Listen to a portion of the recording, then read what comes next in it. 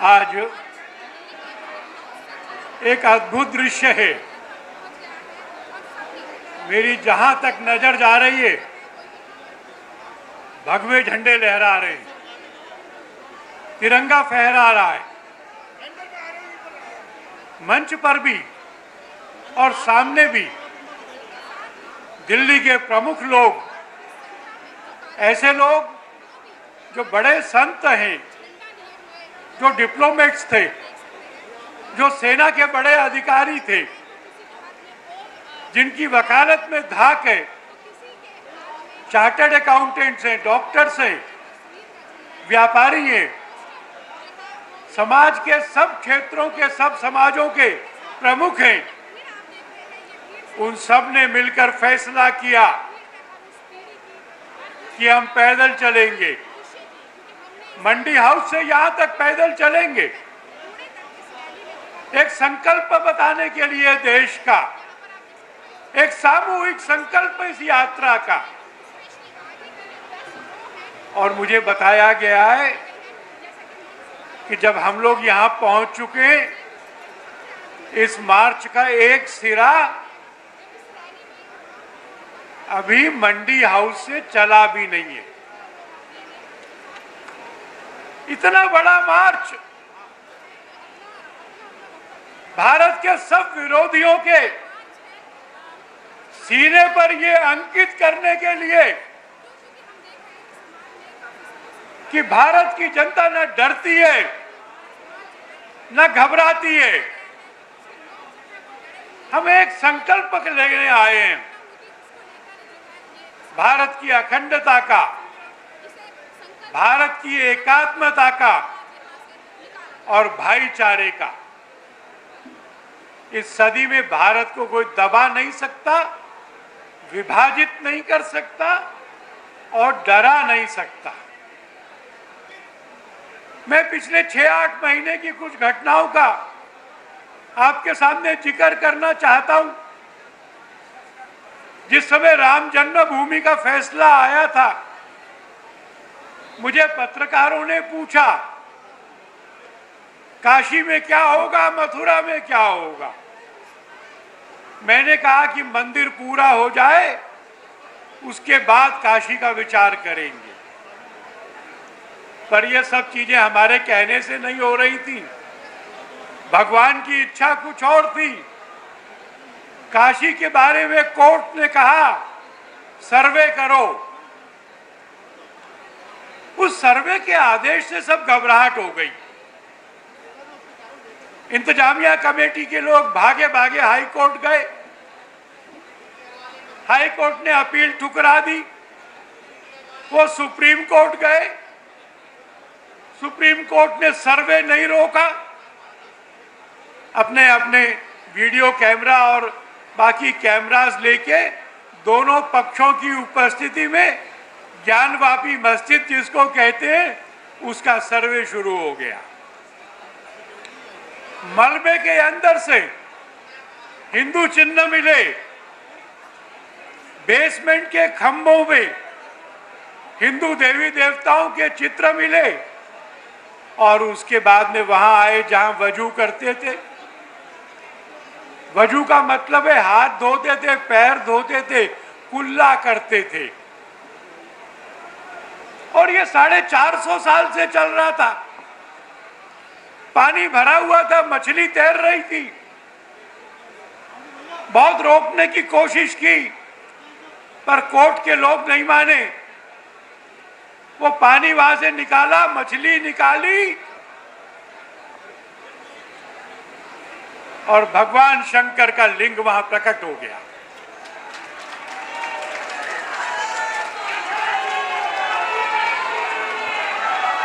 साढ़े 8 फुट का व्यास है। पत्थर का बड़ा शिवलिंग प्रकट हो गया।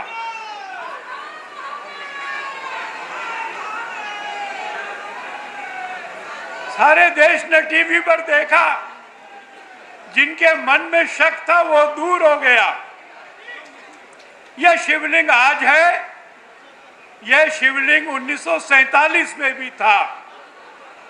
51 का कानून लागू नहीं होगा। ये मस्जिद नहीं है, ये हिस्सा हमारा मंदिर है। और जैसे अयोध्या प्राप्त हुआ है, कोर्ट में मुकदमा लड़ेंगे, मुकदमा जीतेंगे और अपने जीवन में अपनी आंखों से जहां काशी विश्वनाथ का पुराना मंदिर था, उस जगह पर जाकर के उस शिवलिंग का अभिषेक करेंगे। हम सब करेंगे, अपने जीवन में करेंगे।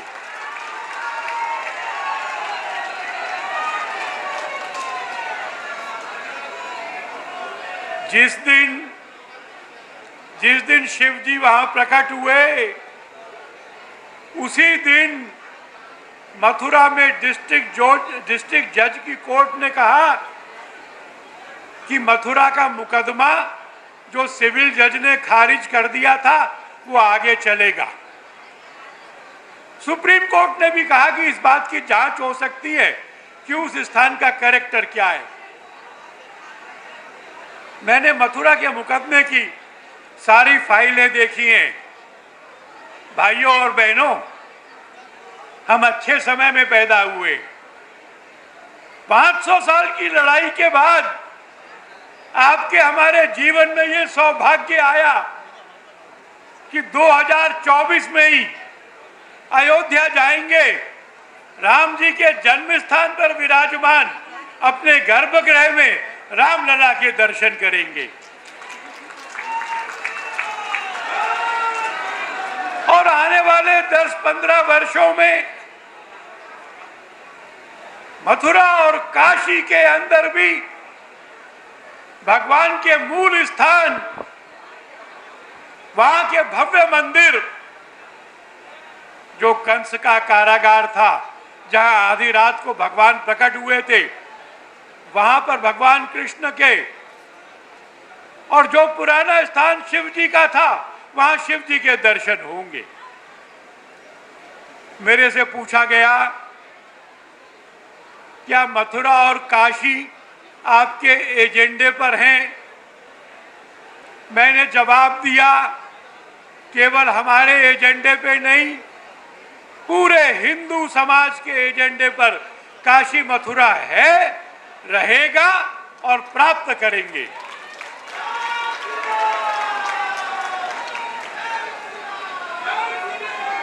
कुछ लोगों को परेशानी होने लगी, उनको लगा विषय बदला जाए, भटकाया जाए। किसी एक डिबेट में एक बहन ने कुछ कह दिया, पूरी दुनिया में शोर मचाने लगे।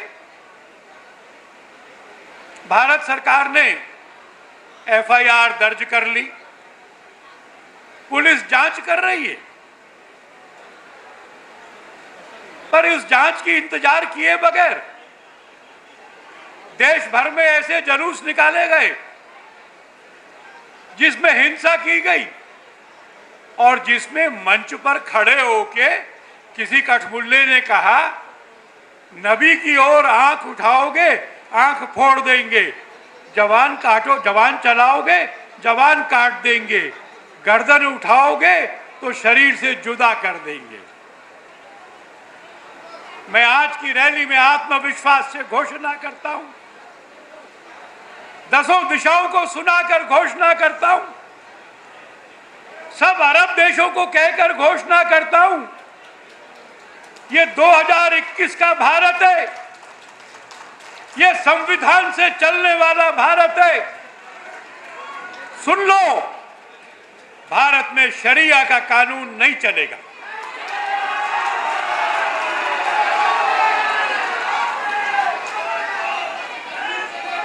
चौदह साल पुराना कानून, जिसमें चोरी पर हाथ काटने का दंड होता है, पत्थर मार के हत्या करने का दंड होता है, ये नहीं चलेगा। जिहाद नहीं चलेगा।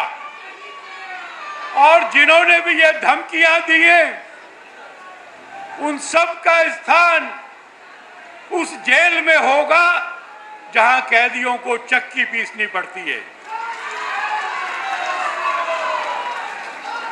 कोर्ट जांच कर रही है, कोर्ट जांच करके फैसला देगी।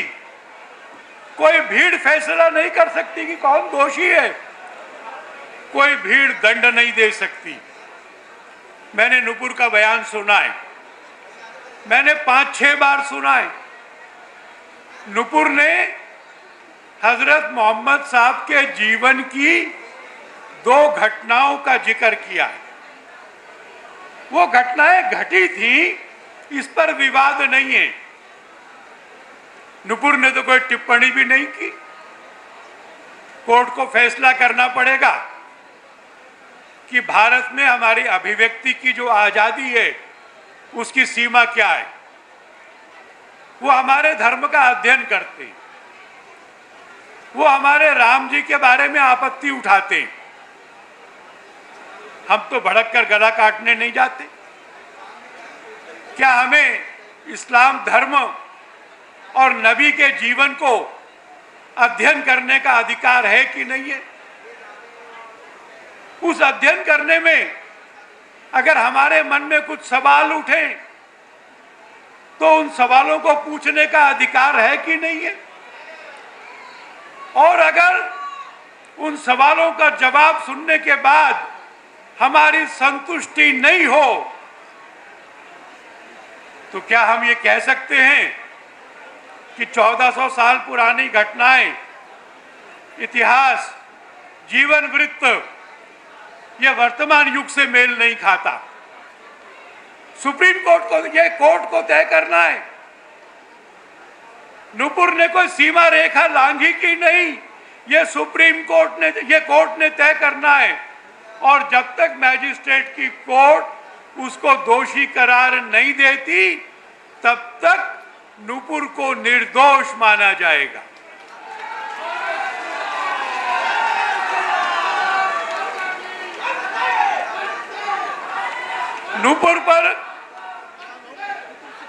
नुपुर पर देश भर में बहुत सारी जगह एफआईआर हो गई, बंगाल में भी हुई,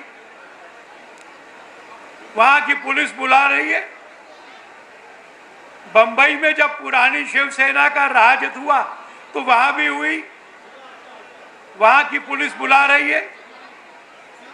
नुपुर सुप्रीम कोर्ट गई और इसलिए गई कि अभी थोड़े समय पहले अर्नब गोस्वामी का मुकदमा हुआ था। अर्नब गोस्वामी सुप्रीम कोर्ट गए थे। उन्होंने कहा था, एक सुप्रीम कोर्ट ने कहा एक मामले में एक एफआईआर होती है, बाकी नहीं चल सकती, एक ही जगह जांच होगी। और सारे देश में चल रही सब एफआईआर्स को दिल्ली बुला लिया था। नुपुर ने कोर्ट से कहा कि जो लोग मेरा ट्वीट कर रहे हैं उनकी हत्या हो रही है, देश के वातावरण में गर्मी है, मेरा सिर काट के लाने वाले पर पुरस्कार की घोषणा हो रही है। तो नुपुर ने कहा मेरे मुकदमे दिल्ली में कर दो। मुझे निराशा हुई इस बात पर कि सुप्रीम कोर्ट ने यह काम नहीं किया। सुप्रीम कोर्ट के 2 जज हैं, मैं एक जिम्मेवार वकील हूं इसलिए मैं उन जजों की बैकग्राउंड में नहीं जाऊंगा, पर उन्होंने जो टिप्पणियां की हैं वो ऑर्डर में लिखी नहीं है। उनकी टिप्पणियों को सुप्रीम कोर्ट का आदेश नहीं माना जा सकता। और इसलिए मैं इतने लोगों के बीच में ये कहना चाहता हूं कि सुप्रीम कोर्ट ने अपनी मर्यादा को भंग करके लक्ष्मण रेखा लांघी। उनको ये फैसला नहीं करना था कि नुपुर दोषी है कि नहीं, ये फैसला मजिस्ट्रेट करेगा, कार्रवाई पूरी करने के बाद करेगा, गवाही सुनेगा, बहस सुनेगा, तब फैसला करेगा। सुप्रीम कोर्ट को क्या अधिकार था कि वो टिप्पणी करते? और टिप्पणी की तो लिखी क्यों नहीं? हम सुप्रीम कोर्ट का आदर करते हैं, पर सुप्रीम कोर्ट के जजों को इस बात की चिंता करनी होगी कि यह आदर बना रहे।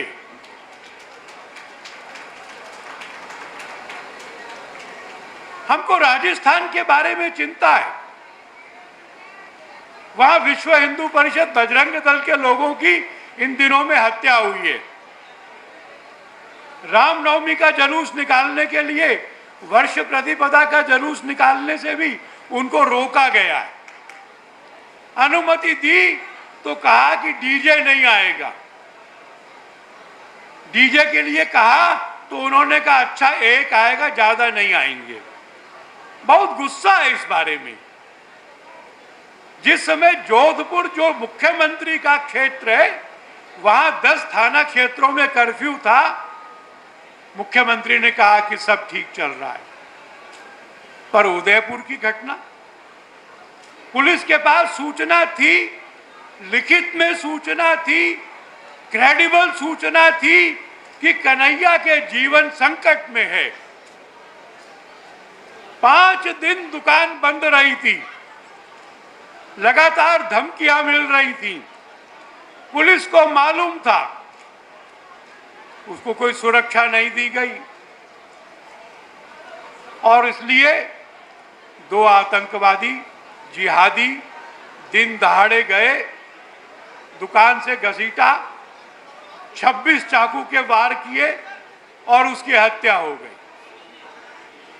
हम राजस्थान सरकार को भी लापरवाही मानते हैं और मैं इस सभा में मांग करता हूं कि अमरावती में भी, उदयपुर में भी जो हत्यारे हैं, जल्दी जांच पूरी करो, 1 हफ्ते में रिपोर्ट फाइल करो, फास्ट ट्रैक कोर्ट में मुकदमा चलाओ।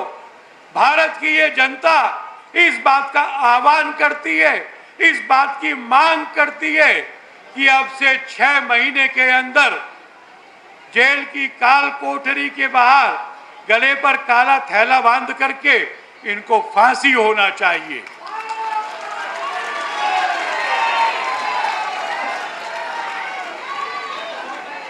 विश्व हिंदू परिषद ने प्रत्येक राज्य के लिए हेल्पलाइन जारी कर दी है। किसी को धमकी मिलती है, घर बैठने की बात नहीं है, डरने की बात भी नहीं है।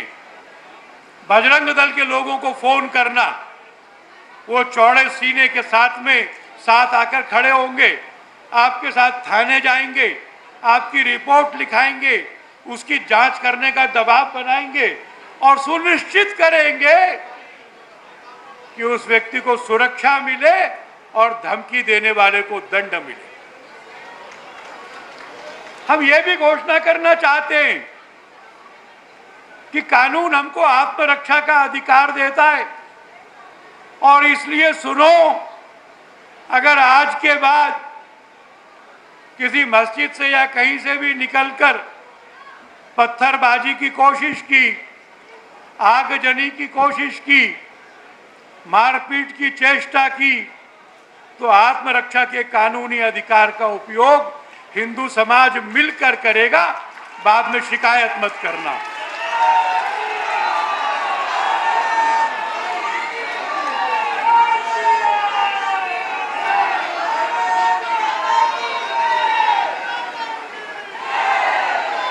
हमारे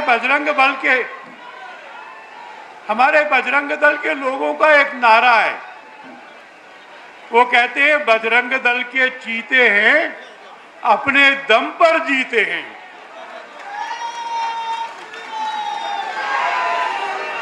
ये बजरंग दल समाज की रक्षा पंक्ति बनकर खड़ा रहेगा और भारत अपने रास्ते पर चलेगा, शांति से चलेगा, कानून और व्यवस्था से चलेगा। ये आज की हमारी संकल्प यात्रा है मित्रों। हम सबको संकल्प लेना है और वो संकल्प मुट्ठी बांध के लिया जाता है, हाथ उठाकर लिया जाता है। मैं आप सबसे निवेदन करूंगा, मैं मंच के लोगों से भी निवेदन करूंगा, हाथ नहीं दिखाना है। आजकल हाथ दिखाने से बड़ी गलतफहमी होती है। मुट्ठी बांधनी है एक बार खड़े होइए, मुट्ठी बांधिए और मेरे पीछे अपना संकल्प दोहराइए। हम भारत के लोग परमपिता परमेश्वर और अपने पूर्वजों का स्मरण कर यह संकल्प करते हैं कि अपने भारत देश की अखंडता, एकता और भाईचारे की सदैव रक्षा करेंगे। विश्व को परिवार मानने वाली अपनी पुण्य संस्कृति का प्रसार करेंगे। भारत की अखंडता और भाईचारे के मार्ग में आने वाली बाधाओं, जिहाद, आतंकवाद और अन्य विभेदकारी प्रयत्नों को परास्त कर भारत के संविधान के अंतर्गत सुखी, संपन्न, विकसित और विश्वगुरु भारत बनाएंगे। भारत माता की वंदे। मित्रों, हमारे संकल्प में एक सहायक शक्ति है, हमसे बड़ी शक्ति है, और वो शक्ति है हनुमान जी की।